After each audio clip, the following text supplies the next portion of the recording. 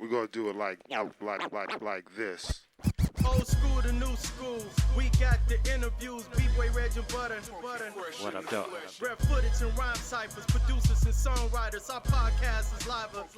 Out cold. You don't have to write bars to be a superstar. We interview them all, managers and A&Rs, hood legends and athletes and record execs. Your favorite rapper's favorite rapper may be on the show next. If you're trying to get lit, then our show is the light. Blue checks don't mean shit if the amount ain't right. Like, share, and subscribe, comment when we live. We on all platforms so you can watch anytime. Funky fresh in the flesh, y'all. Subscribe now.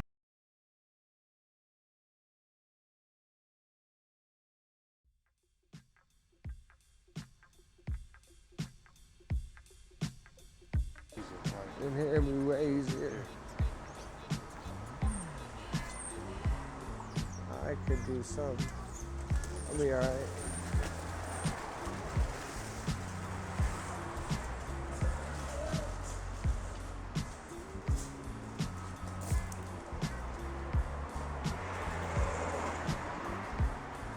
How you doing today, Pops?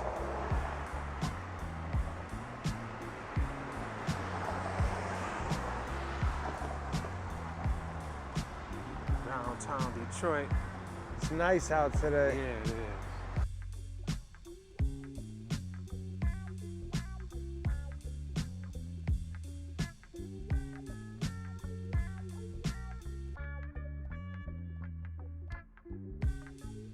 Funky fresh in the flesh, we back. My homeboy P.Seize right here, real MC right here. Right here. Spit real bars, real All hip day. hop, man. That truth, we got it. Yes, no doubt. Funky fresh. Yeah, no doubt. Funky fresh in the flesh.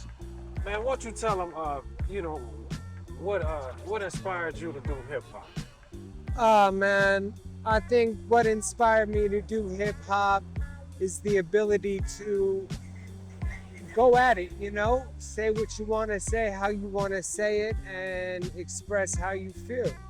That rhythm, that vibe that connects you with something else. No doubt. What was your first hip hop album you bought? First hip hop album I bought would have to be, of course I listen to hip hop like crazy. Right. I'm a little bit younger. Snoop Doggy Dogg. Okay. That's it. The album. You know what one, right? Yeah. There we go. Yeah, Doggy style. Yeah. That's what's up, man. So are you originally from Detroit or where you from? I'm from New York, right outside New York City. What part? Westchester County. Okay. And White Plains is where I was born. It's connected to Yonkers pretty much right there. Okay. And right next to Port Chester. It's all enclosed. They call it the Lost Borough. Okay. 914, Westchester County. Right outside the city, the Bronx right there. Yeah, no doubt. Yeah. How long you been in Michigan? Man, I wish I could say I've been here more consecutively. It's always been me hopping. Back and forth. Not even just between New York, but my life was brought up with me getting up and getting out at a very young age. I born in New York, moved to Denver, back and forth from Denver and Colorado until I was a little bit older, and then back and forth from Colorado to Michigan. My dad moved out here, and then the rest is history. Not even just New York, Colorado, Michigan. I spent plenty of time in Providence, Rhode Island, all over New England, rocking, doing a lot of big shows. Albuquerque, New Mexico. It's hard for me to put A stamp on one place. Yeah, because man, there's just You been will so travel, much. yeah. I really have just Globe traveled trotter. my whole Yeah. life. Yeah, plane travel. Right. So you got a new project out, man. We live here at People's Records right here. He spit that real hip hop, real MC stuff. I was just telling him how important it is to get vinyl. I agree. Yeah, he got some real hardcore hip hop for the hip hop heads, for the DJs. We're gonna go into take a look in there in a minute. But talk about your new project you got out. The new project, Tinfoil Hat Facts, Volume 2, Facts on Facts. This project is definitely deep and definitely out to reach people and make them listen. The Tinfoil Hat Facts is a play off of our company. My wife and I, we own a company, as you know, the Tinfoil Hat Factory. And my style of music, definitely hip hop, no doubt. Over the past 8-9 years, though, my style has become different in the sense of me trying to focus the attention on things that the people are, you know, not shown. Yeah. You know, that keep these people away from seeing what's really affecting them and the community. You know, and just really social concepts and just ideas, you know, for people to think instead of being lined up like sheep and just make the thing. You got that Chuck D vibe. Yo, Chuck D, that's what hip hop was, Yeah, man. you got That's content. some Bronx right there. Yeah. 914, Chuck D's Bronx. Yeah. Word, yeah, I know, man. I had him sign on my Yo Bum Rush the Show album when, you know, when I met him, you know, Providence and all, yeah. That's New York, Chuck D, Providence out there, But man. you got subject matter. It's not a lot of hip hop with subject matter like you do sometimes. Not right now. There doesn't seem to be. But I wouldn't have learned to be able to create subject matter and a presence with what I'm talking about without all these artists that I learned from, you know. And big up to Detroit for that as well. Big up to my wife right here. Man, check out his t-shirt. We gonna go inside. Let's do that. We press up merch and all that, man. Yeah. One man army right here, you know? Chemtrail falling through from the sky. Yeah. One man army, no binary star. All right, let's do Come this. on in, yeah.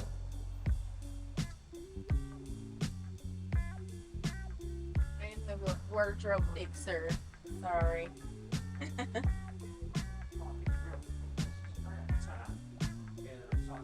I'm just gonna take a couple pictures, whatever. Excuse me real quick, bro. My bad. No, you're straight.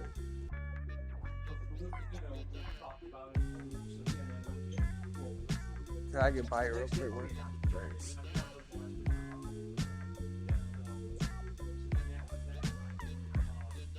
Live at People's Records. Special thanks to Ron Mo, our videographer, man. B-Boy Rez, we see. Yeah. I ain't been in here in a minute, yo. Turntables. Yeah, I want to ask you something. Who was your top favorite MCs, your top 3? My top 3, man. Whew. The way I listen to music now, it's changed very much so, you know. Back in the day, I would say, you know, Pac, Nas, and, you know, M. Back in the day, the way I listen to music now, it's just changed. Now I'm saying, man, I don't even know if I can answer that. Honestly, I can't answer that. Wow. I don't know. The algorithm changed. Yeah, man, I really do, especially how I'm thinking Right. now. Like I said, I like to keep an open mind on things. And a lot of music today, especially, is brought up to, I believe, and from the research I've done and from the hip hop that I've turned into with that, I think there's a lot of indoctrination placed into hip hop and a lot of bad things strategically happening that are made that is kind of making hip hop go the wrong way. Yeah. And when you see things like that happen, it makes you turn the other way. For me, at least, you know, and that's what really makes it hard for me to go out and listen to something new, you know. You know, even Tupac, I don't think he would have been rapping about destroying grave sites. I know he wouldn't have been. Pissing on grave sites and stuff. You know, he has some. It's just. I think that's the stuff he tried to prevent happening. It is. You know, all the sloppiness with hip hop. And you see that young Thug definitely don't listen to that type of music, I would say. But you've seen an interview with Pac when he was in jail and talking about like how important the community is and how, you know, you see all these people with all these millions of dollars and you see somebody with nothing. And that shouldn't be the way it is. And that's true. But then you see an interview with like someone like Young Thug where they're asking him about his political stand on things. And he's like, oh, we out here getting money, getting nice. That don't matter.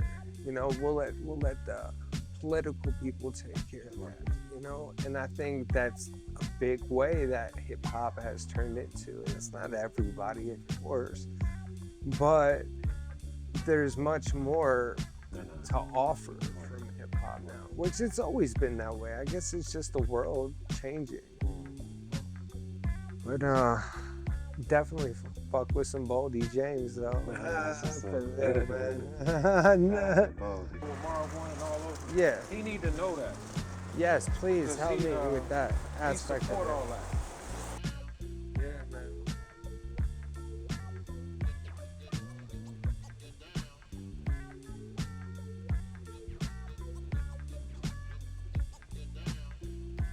It's funny. I rocked with Royce out in Boston some years ago. It was a good show. It started vicious right there. Shout out to Detroit hip hop. Dudes, man. Thank you.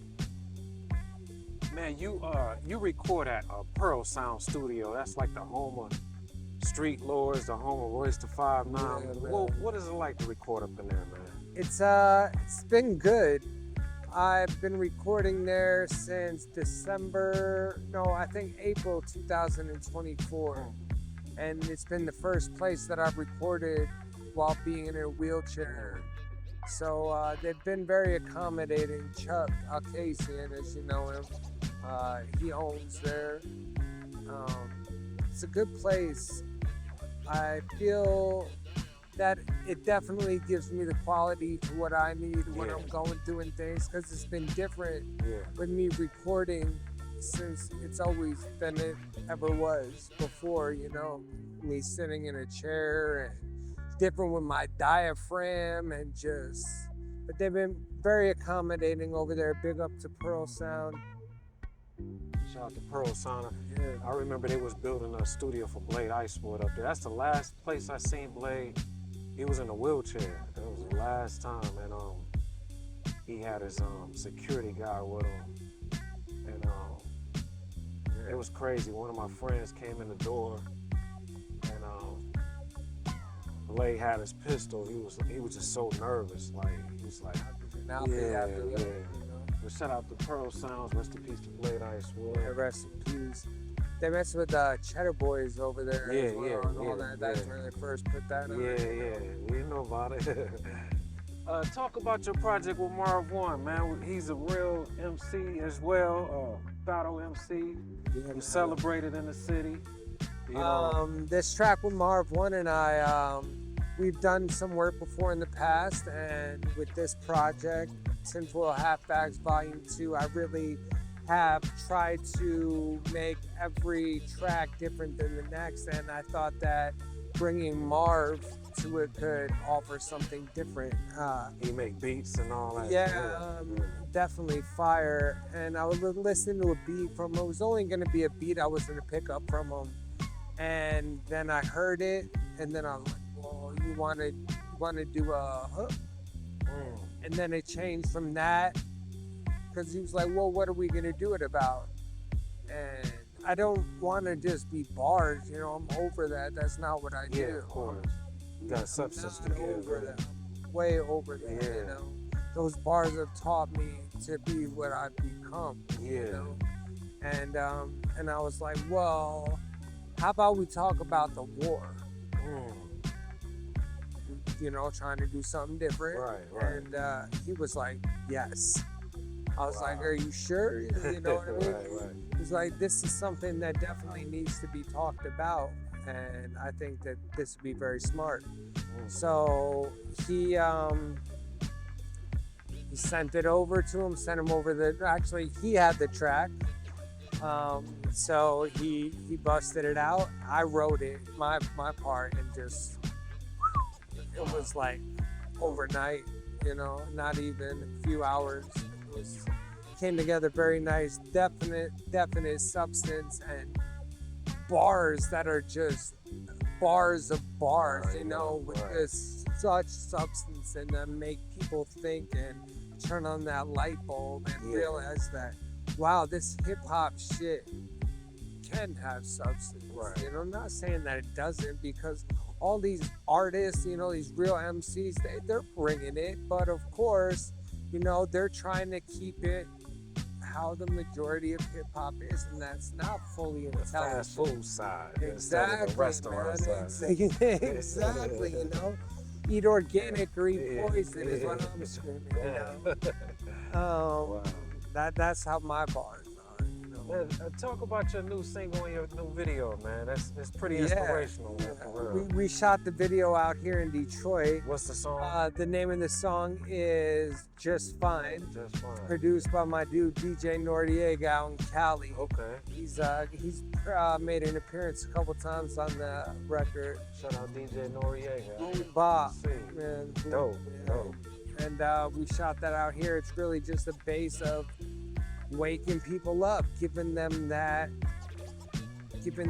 knowledge that they have the opportunity to obtain if they would like to, you know? And the way that I'm doing now, because I'm shadow banned on like Instagram, and thankfully on Facebook I'm doing all right for my company and just me and whatever. But Instagram I'm shadow banned on for sure. And there's been records that I've had that I'm like, this is gonna be dope, but I talk about vaccines and they're not wanting it, you know, and I've actually made videos that I haven't been able to release because I've released pieces of it and they're not giving me what I've, you know, the ones that ride. I recorded that in Albuquerque, New Mexico, shot the video out there, and, you know, with that being said, I've learned how to slyly use my intelligence and my wordplay and my craft to the advantage of letting the people hear it, and them maybe not even knowing they're hearing it. Right. You know, Just medicine and the candy. oh man, these new records that I've released, Volume 1 and Facts on Facts, triple entendres. Like, I'm finding shit out in like that I wrote that I didn't even realize, you know, and it's just such a good feeling to realize that it's paying off in the sense of course we go by these days and these years and we realize that we're getting better at this craft. But you know, when we're doing things like writing things we don't even understand we're writing until a month later, and you're like, oh my God, that's like 4 entendres right there. You know what I'm saying? Your loyalty to the craft, you seem like God opened your brain up a little more. So. Praise Yah, man. It's all for him. This truth aspect of everything, how I'm doing it now, like I say, it's all about the truth, and the biggest truth that there is the Messiah. And he died for our sins. And that's how I'm bringing all of this, you know, like I said, I don't want people to be just overwhelmed with this because it's a lot, you know, for people not to take in. So I'm trying to break them off. Little by little. You guys too, like, when we talk all the time, it's like, You know, back in the video stores, it was just like one pornography section. Now, Yeah. now it's just all on your phone. It's the kids is just ruined. It's like, Yeah. you know, it's 60 movies in a video store. Now it's 6 million on your phone. It's, It's crazy. it's the indoctrination of Yeah. society. Totally. You know, a lot of people, man, I've heard that a lot of people sold their houses, their cars, their everything, because people thought that today's date was going to be the day Yeah, I seen that. that the rapture took Yeah, place. seen You know, that. like big time. A lot of Yeah. people, everything. Yeah. That's good to have faith, man. Yeah, But totally. that's that indoctrination sense. But the day's not over. Who knows? You know. Speaking of faith, man, like I said, when I saw Blade and me for the first time, seeing him in a wheelchair, he had put his head down, kind of like, damn, you see me like this, you know? Because I used to always see him upbeat in the streets trying to sell his music and things like that. Same with my mom. She passed, you know, she died in a wheelchair trying to get Much love. you know, she tried to get help, but she died in the sauna, a steam room, trying to push the door open. I know, this just was like at a rehabilitation spot. Yeah, man. So, and just watching her go past a mirror and just feeling sorry for herself. How do you cope with things like that? And can you give something to the world, man? Man, You know, real talk, man. I don't think people really understand what I've went through too, and I'll start to say it like this. This is the second time I've actually been labeled as a paraplegic, quadriplegic. When I was 17, I broke my neck in 4 places, my back in 4 places. I had a traumatic brain injury, and I was in a coma for 21 days. I woke up on Christmas, and I was 17, man. I recently, on Volume 1, Full Halfbacks Volume 1, I made the first song I ever aired that out about. It was called December 4th, 2002. And that happened, and, I bounced back incredibly quick. And now I shouldn't have, like I did. After a year, I was 100%, walking, talking. They said that I wouldn't walk, talk, eat, sleep, rap ever again. And I was 17, and I told them, you're wrong. And so I got through that. And then 20 years later, this happens where, it was just a regular day. And we were shopping, everything. Then I came home, my neck hurts, my back hurts. And we didn't know what's happening. My wife drove me to the hospital, but we had to stop at an urgent care. Sorry it's so long, but we had to stop at the urgent care, and we had to call an ambulance. By the time I got to there, I couldn't clap my hands together. The ambulance was there. I couldn't get out of the car. They had to get me out of the car. And I'm saying all that to say this, that what ended up being the diagnosis of what was wrong with me is they thought I had a cyst on my neck that needed to be changed and to be drained. But it ended up being a tumor, cancerous tumor that was entangled in my spinal cord. And I said all that to say this, that the tumor grew on scar tissue from 20 years earlier, from where I broke my neck. So it's different this time. I broke my neck last time. This time it's my spinal cord. So the injuries, me being so positive like I was, there was a better chance for it to happen quicker because my spinal cord wasn't hurt. But I do have an incomplete injury, so I can't be too negative. I have to be positive because nobody's telling me that I'm not gonna walk again. yeah, I see Nobody's it. telling You're strong, me, bro. my spinal cord injury, there's complete and incomplete. I have an incomplete injury. I can move my body around, it's getting better. My arm 4 months ago was stuck like this, and then I just had a surgery, and I could do this. Now I'm having surgery in a couple days. it's just hard to know exactly what's happening. So like you said with your mom and Blade and looking upset, I'm fucking depressed, you know, a lot of the time, man. But then I bounce back out of it because I haven't plateaued like the doctors have said. I don't know what to expect, and that's what fucks with me more. So you just have to be positive that something's gonna be better. That was a long ass answer, man, but No, you just have to be positive, man. I need to hear it myself as well. Just for real. Like Because sometimes I felt guilty, like, damn, I'm walking, I got all this stuff going on. My mom, I've been seeing my mom suffer all her life, you know. It's like, and she died at 58, and here I am at 51. And it's like, that shit is right around the block. It is, man. Lucky, blessed. No doubt, no doubt. Man. And we're all blessed. That's why it's important to take advantage of your legs. Take advantage of everything, man. Just your mind. Smell the fresh air. Get off the cell phones. I just took the words out of my mouth. The cell phone is frying our brains. You wanna know what an op is? Check out your pocket. It's phones that is taking us hostage. Yeah. That's a lyric. I got DJ Los cutting on it. That song. Yeah, big up to him. Man, we appreciate your time, man. Y'all support his merch. P.Seize, baby. Yeah, real MC right here, real hip hop hero right here. Fresh in the flesh. Yeah, no doubt. B-Boy Reg, we see you. Yeah, big up. Marv's got a battle in New York City in October. Against who? Shotgun Shook. Oh, wow. You ever been to one? What was that? You ever been to a rap battle? Yeah. Not in a very long time.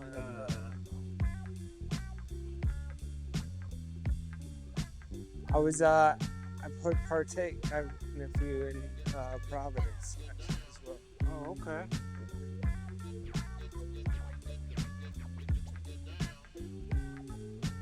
Yeah, man, I've been out here in Detroit doing a lot of shit for a long time too, man. I started rocking out in Detroit City like 2005. No, I know. I remember for sure rocking over at like Alvin's. Oh wow. And like, yeah, I remember. That was proof spot. Yeah, man, it was. Yeah. Bunch. That's where I came out with Killer Khan over there. Oh wow. Okay, you know those guys. Dirty and shit. Him on Dirty and them. Yeah, okay.